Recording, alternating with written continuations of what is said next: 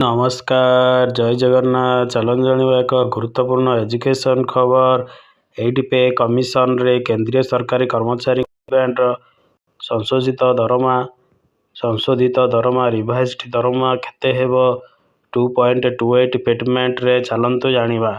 ଅଷ୍ଟମ ବେତନ କମିଶନ କେନ୍ଦ୍ରୀୟ ସରକାରୀ କର୍ମଚାରୀ ପେ ବ୍ୟାଣ୍ଡ 52,000, 93,000, 15,060 ରିଭାଇଜ୍ ଦରମା କେତେ ପାଇବେ? ଚାଲନ୍ତୁ 2.28 ଫିଟମେଣ୍ଟ ଫ୍ୟାକ୍ଟର ଅନୁସାରେ ଜାଣିବା। ଦେଖନ୍ତୁ 2016ରେ ଆପଣଙ୍କର ଫିଟମେଣ୍ଟ ଫ୍ୟାକ୍ଟର 2.57 ହୋଇଥିଲା ବେଳେ 2006ରେ 1.92 ଫିଟମେଣ୍ଟ ହୋଇଥିଲା।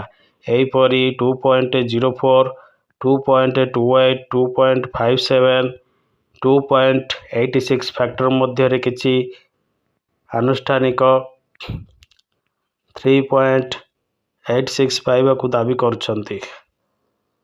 ପେ କମିଶନ କ୍ୟାବିନେଟରେ ରିପୋର୍ଟ ଦାଖଲ କରିଛନ୍ତି। କ୍ୟାବିନେଟ କିଛି ପରିବର୍ତ୍ତନ କରି ଅନୁମୋଦନ କରାଯାଉଛି, ଯାହାକୁ ପ୍ରଧାନମନ୍ତ୍ରୀ ଅନୁମୋଦନ କରିଛନ୍ତି। ଚାଲନ୍ତୁ ଜାଣିବା। ମୂଳ ଦରମା, ମହଙ୍ଗା ଭତ୍ତା, ଘର ଭଡ଼ା, ଗସ୍ତ ଖର୍ଚ୍ଚ, ଚାଇଲ୍ଡ ଏଜୁକେସନ ଆଲାଉନ୍ସ, ଶିଶୁ ଶିକ୍ଷା ଭତ୍ତା। ରିଭାଇଜରେ ପରିବର୍ତ୍ତନ ହୋଇଛି। ହିସାବ ହୋଇଥିବା ରିଭାଇଜ ପ୍ରୋଜେକ୍ଟ କର୍ମଚାରୀମାନଙ୍କ ଦରମା ଦେଖନ୍ତୁ। Calculate the project revised salary for employees with. ଦେଖନ୍ତୁ ଆମର ଯେଉଁ ଲେବୁଲର ରିଭାଇଜ ହୋଇଛି ସେଗୁଡ଼ିକ ଦେଖନ୍ତୁ। ଲେବୁଲ 2 ପେ ବ୍ୟାଣ୍ଡ 1ରେ 52,000ରୁ 20,200, ଯେଉଁମାନଙ୍କର ଗ୍ରେଡ୍ ପେ 19,000 ଥିଲା। ବେସିକ୍ ପେ ସେମାନଙ୍କର 23,000। ସେହିଭଳି ଲେବୁଲ 3ରେ ଦେଖନ୍ତୁ, ଯେଉଁମାନଙ୍କର 52,000ରୁ 20,200 ଥିଲା ପେ ବ୍ୟାଣ୍ଡ 1ରେ, ସେମାନଙ୍କର ଗ୍ରେଡ୍ ପେ 2,000 ଥିଲା। ବେସିକ୍ ପେ ସେମାନଙ୍କର 24,000। ସେହିଭଳି ଲେବୁଲ 4 ଦେଖନ୍ତୁ। ଲେବୁଲ 4 ଯେଉଁମାନଙ୍କର ପେ ବ୍ୟାଣ୍ଡ 1 ଥିଲା 52,000ରୁ 20,200, 24,000 ଥିଲା ବେସିକ୍ ପେ, ସେମାନଙ୍କର ହେଉଛି 30,500। ଯେଉଁମାନଙ୍କର ଲେବୁଲ 5 ଥିଲା ପେ ବ୍ୟାଣ୍ଡ 1ରେ 5,200ରୁ 20,200, ଗ୍ରେଡ୍ ପେ 28,000ରେ ଥିଲା, ସେମାନେ ବେସିକ୍ ପାଇବେ 35,900। ସେହିଭଳି ଲେବୁଲ 7 ଦେଖନ୍ତୁ। ପେ ବ୍ୟାଣ୍ଡ 2 ଆସିଯାଉଛି 9,300ରୁ ଆପଣଙ୍କର 34,800, ତାହେଲେ ଗ୍ରେଡ୍ ପେ ସେମାନଙ୍କର 46, ବେସିକ୍ ପେ ସେମାନଙ୍କର ବୃଦ୍ଧି ପାଇବ 44,900। ସେହିଭଳି ଲେବୁଲ 8 ଦେଖନ୍ତୁ। ପେ ବ୍ୟାଣ୍ଡ 2ରେ 93,000ରୁ 34,800, ଗ୍ରେଡ୍ ପେ 48,000, ସେମାନଙ୍କର ବେସିକ୍ ପେ 50,500 ହେବ। ସେହିଭଳି ଲେବୁଲ 10 ଦେଖନ୍ତୁ। ପେ ବ୍ୟାଣ୍ଡ 3 15,600ରୁ 39,100, ଗ୍ରେଡ୍ ପେ ସେମାନଙ୍କର 54,000, ବେସିକ୍ ପେ ସେମାନଙ୍କର ହେଉଛି ଆମର ପାଇବେ 59,500। ସେହିଭଳି ଲେବୁଲ 12 ଦେଖନ୍ତୁ। ପେ ବ୍ୟାଣ୍ଡ 3 15,600ରୁ 39,100, ସେମାନେ ଗ୍ରେଡ୍ ପେ ହେଉଛି 76,000, ବେସିକ୍ ପେ ସେମାନଙ୍କର 83,600 ଟଙ୍କା ହେବ।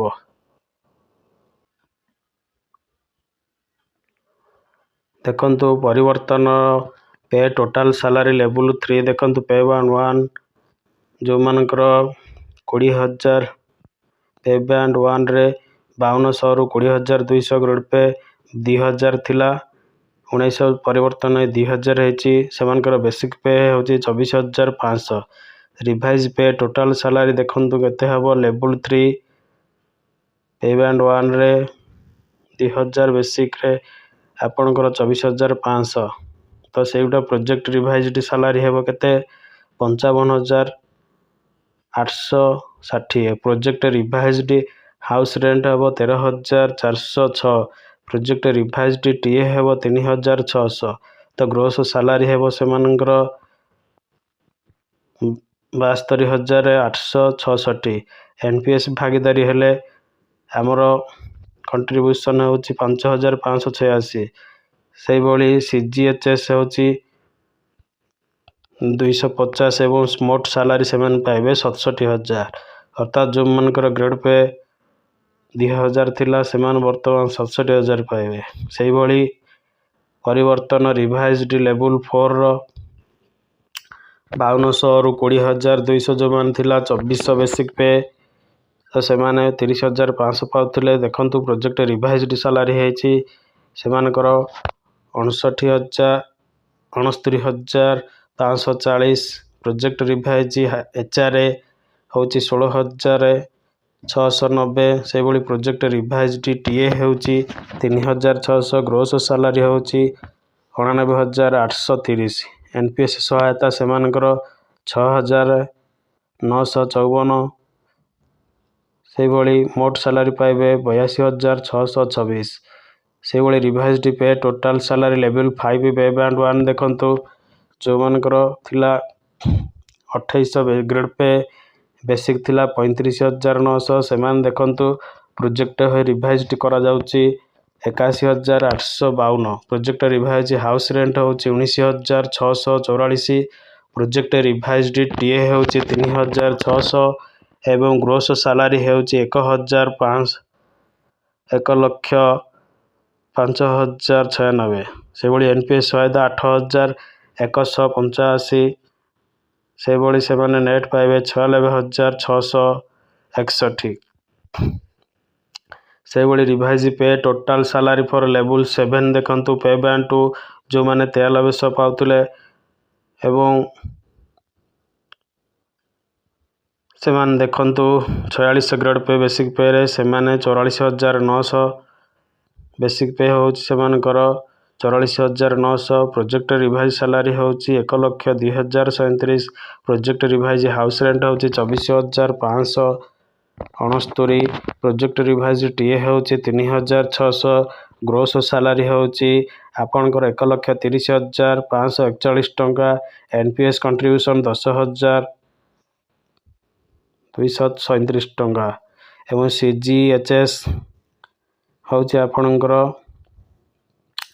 6,650 टंका नेट सैलरी होची 1,10,665 टंका से भली परिवर्तन रिवाइज पे सैलरी लेवल 8 पे बैंड 2 9,300 एवं 34,800 ग्रेड पे जो मानकर 4800 बेसिक पे से मान पाइबे देखंतु 50,500 रिवाइज्ड पे टोटल सैलरी लेवल 8 पे बैंड 2 48 थिले देखंतु बेसिक हेउची सेमानकर 50,500 प्रोजेक्ट रिवाइज हैला तांकर केते 1,15,140 हाउस रेंट हेउची 27,634 एवं टीए होची 3,600 ग्रोस सैलरी होची 1,46,374 से भली एनपीएस कंट्रीब्यूशन 11,514 एवं सीजीएचएस हेल्थ कंट्रीब्यूशन होची 650 नेट सैलरी से मान पाइबे 1,18,012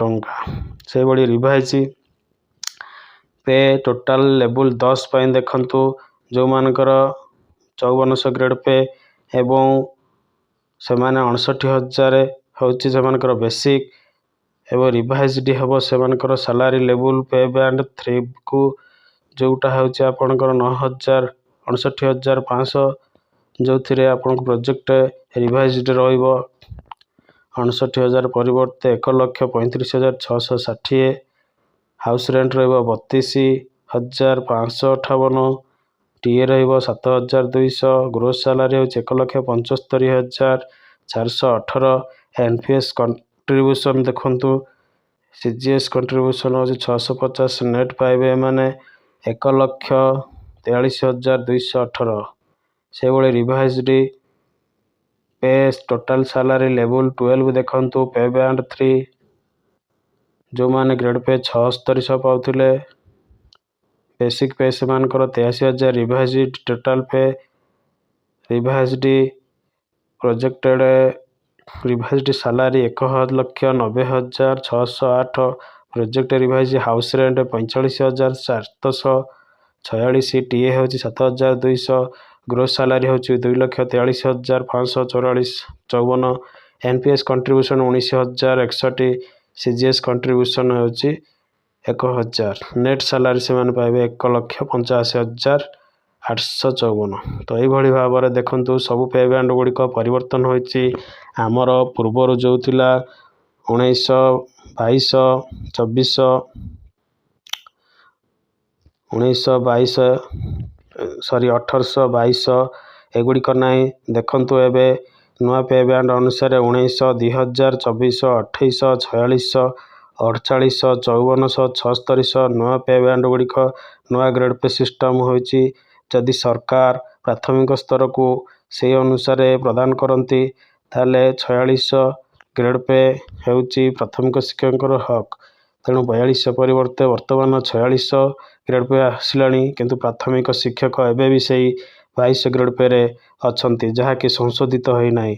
ଏହା ସରକାରର ଯେତିକି ଦାୟିତ୍ୱ କର୍ତ୍ତବ୍ୟ ଅଛି, ଆମର ସଂଘମାନଙ୍କର ମଧ୍ୟ ସେତିକି ଦାବି ପ୍ରଦାନ ଅଛି। ଧନ୍ୟବାଦ। ତ ଆମେମାନେ ଏଇ 8 ପେ କମିଶନକୁ କେମିତି ବର୍ତ୍ତିବା, କେମିତି ପାଇବା, ତାହାକୁ ଆଗାମୀ ଦିନରେ ଦେଖିବାକୁ ପଡ଼ିବ। ଧନ୍ୟବାଦ। ଜୟ ଜଗନ୍ନାଥ।